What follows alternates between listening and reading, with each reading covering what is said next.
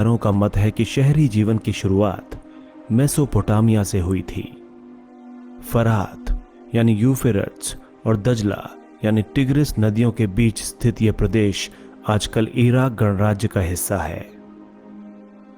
Mesopotamia की सभ्यता अपनी संपन्नता, शहरी जीवन, विशाल एवं समृद्ध साहित्य, गणित और खगोल विद्या के लिए प्रसिद्ध है। मेसोपोटामिया की लेखन प्रणाली और उसका साहित्य पूर्वी भूमध्य सागरीय प्रदेशों और उत्तरी सीरिया तथा तुर्की में 2000 ईसा पूर्व के बाद फैला। इजिप्ट के फेरोज के साथ भी मेसोपोटामिया की भाषा और लिपि में लिखा पढ़ी होने लगी। अभिलिखित इतिहास के आरंभिक काल में इस प्रदेश को मुख्यतः इसके शहरीकृत दक्षिणी भाग को सुमेर और अक्कद कहा जाता था। 2000 ईसा पूर्व के बाद जब बेबीलोन का एक महत्वपूर्ण शहर बन गया, तब दक्षिणी क्षेत्र को बेबीलोनिया कहा जाने लगा। लगभग 1100 ईसा पूर्व से जब असीरियाइयों ने उत्तर में अपना राज्य स्थापित कर लिया, तब उस क्षेत्र को असीरिया कहा जाने लगा। उस प्रदेश की प्रथम ज्ञात भाषा सुमेरियन यानी सुमेरी थी। धीरे धीरे 2400 ईसा पूर्व के आसपास जब अक्कदी भाषा बोलने वाले लोग यहाँ आए, तब अक्कदी ने सुमेरी भाषा का स्थान ले लिया। अक्कदी भाषा सिकंदर के समय तक कुछ क्षेत्रीय परिवर्तनों के साथ फलती फूलती रही। 1400 ईसा पूर्व से धीरे धीरे अरामाइक भाषा का भी प्रवेश शुरू हुआ। ये भाषा हिब्रू से मिलती जुलती थी और 1000 ईसा पूर्व के बाद व्यापक रूप से बोली जाने लगी। ये आज भी इराक के कुछ भागों में बोली जाती है। मेसोपोटामिया और उसका भूगोल। इराक भौगोलिक विविधता का देश है। इसके पूर्वोत्तर भाग में हरे भरे ऊंचे नीचे मैदान है, जो धीरे धीरे एक पेड़ों से घिरी हुई पर्वत श्रृंखला के रूप में फैलते गए। साथ ही यहाँ स्वच्छ झरने तथा जंगली फूल भी हैं। यहाँ अच्छी फसल के लिए पर्याप्त वर्षा हो जाती है। यहाँ 7000 से 6000 ईसा पूर्व के बीच खेती शुरू हो गई थी। उत्तर में ऊंची भूमि है, जहाँ स्टेपी घास के मैदान है।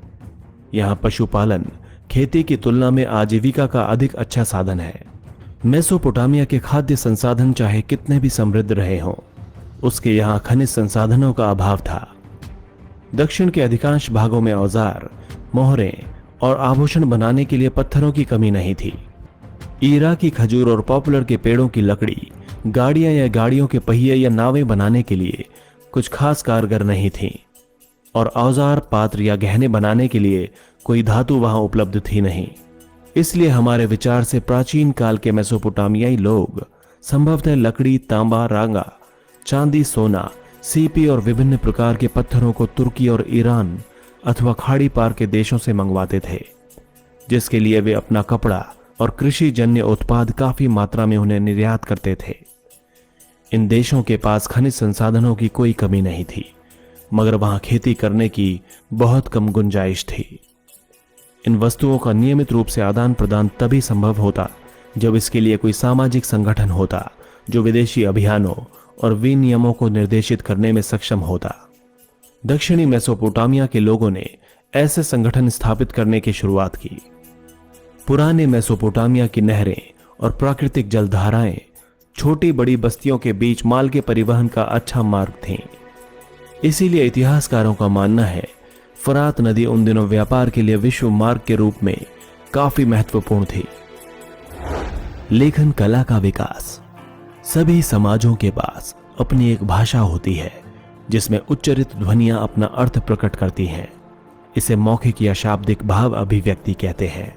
मेसोपोटामिया में जो पहली पट्टिकाएं पाई गई हैं, वे लगभग 3200 ईसा पूर्व की हैं। उनमें चित्र जैसे चिन्ह और संख्याएं दी गई हैं। वहां बैलों, मछलियों और रोटियों आदि की लगभग 5000 सूचियां मिली हैं, जो वहां के दक्षिणी शहर उरुक के मंदिरों में आने वाली और वहां के बाहर जाने वाली चीजों की रही होंगी।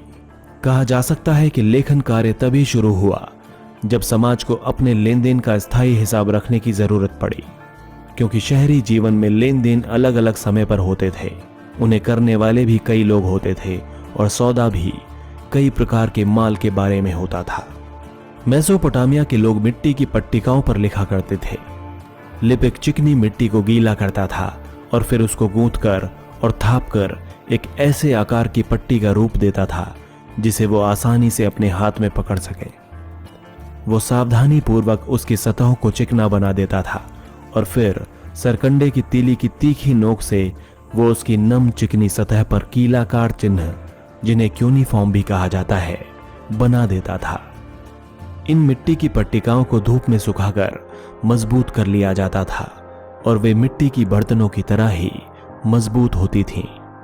जब उन पर लिखा हुआ कोई हिसाब, जैसे धातु के टुकड़े सौंपने का हिसाब, असंगत या गैर जरूरी हो जाता था तो उस पट्टिका को फेंक दिया जाता था।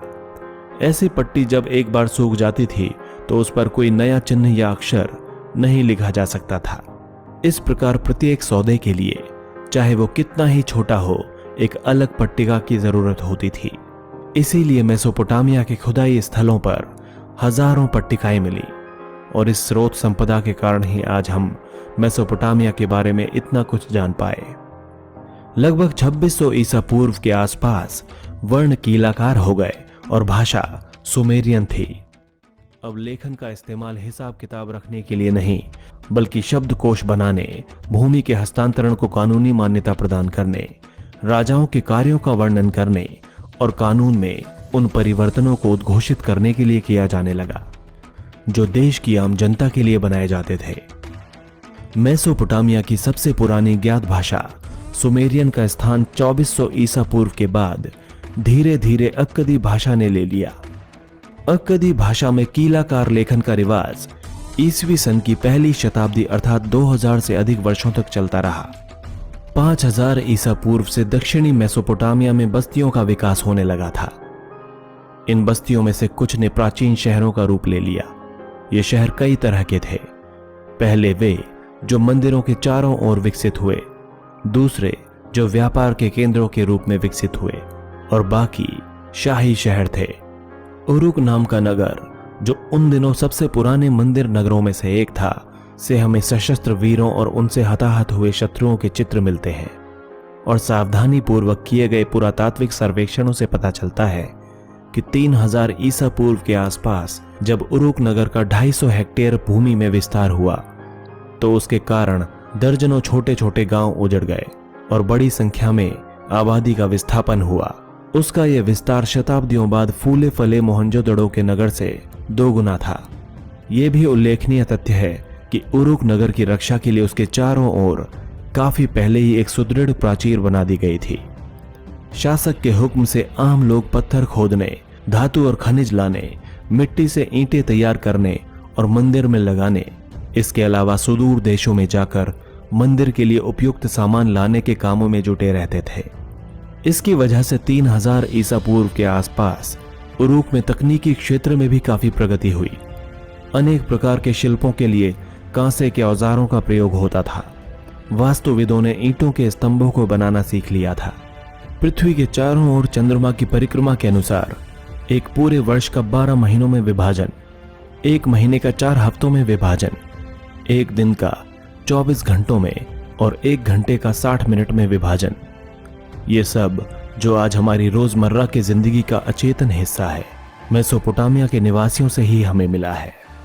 समय का यह विभाजन सिकंदर के उत्तराधिकारियों ने भी अपनाया। वहां से ये रोम और इस्लाम की दुनिया को मिला और फिर मध्य युगीन यूरोप में पहुंचा। जब कभी सूर्य और चंद्र ग्रहण होते थे तो वर्ष, मास और दिन के अनुसार उनके घटित होने का हिसाब रखा जाता था। इसी प्रकार रात को आकाश में तारों और तारामंडल की स्थितियों पर बराबर नजर रखते हुए उनका हिसाब रखा जाता था। मेसोपोटामिया वासियों की इन महत्वपूर्ण उपलब्धियों में से एक भी उपलब्धि संभव नहीं हो पाती यदि लेखन की कला और विद्यालयों जैसी उन संस्थाओं का अभाव होता जहां विद्यार्थीगण पुरानी लिखित पट्टिकाओं को पढ़ते और उनकी नकल करते थे, और जहां कुछ छात्रों को साधारण प्रशासन का हिसाब किताब रखने वाले लेखाकार न बनाकर ऐसा प्रतिभा संपन्न व्यक्ति बनाया जाता था जो अपने पूर्वजों की बौद्धिक उपलब्धियों को आगे बढ़ा सके।